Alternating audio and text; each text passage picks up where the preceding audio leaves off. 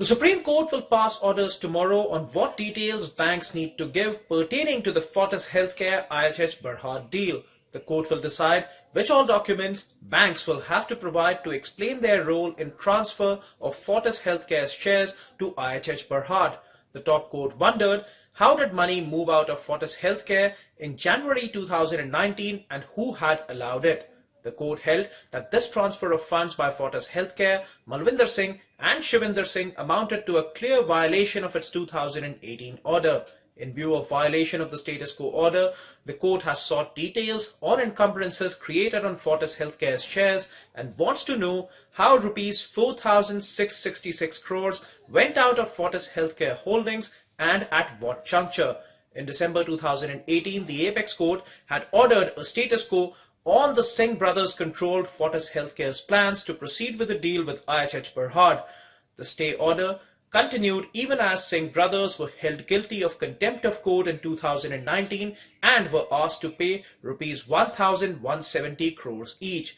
Daiichi Sankyo cited documentary evidence to claim that banks not only sold Fortis Healthcare's shares but also allowed Singh brothers to sell their stake in the market. Daiichi has claimed that the purpose of the sale was to decouple Fortis Healthcare Holdings from Fortis Healthcare Limited.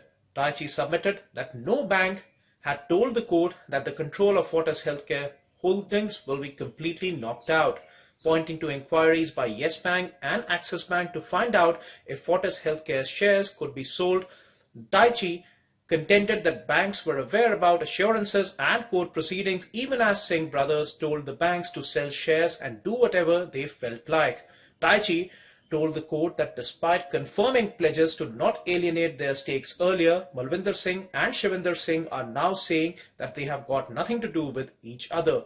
Earlier, the top court had pulled up the Singh brothers for not abiding by court orders and had asked them to seek restoration of their shares within 10 days. Reiterating the finding of guilt in the favor of Singh brothers and putting the onus on them to get the invested money or their shares back in the kitty, the top court had made it clear that it is not going to run after the entities where money was fraudulently diverted. The court had thereafter asked 17 financial institutions to provide arguments on a day-to-day basis and explain how they liquidated shares despite restraining orders by the court. The financial institutions included Yes Bank, ICICI Bank, ECL Finance, RBL Bank, Axis Bank, First Abu Dhabi Bank, India Bulls, DCB Bank, Kotak Mahindra Bank and others. Daiichi Sankyo had requested the court to order a forensic audit and appoint an ex-judge to probe the stake sale in Fortis Healthcare.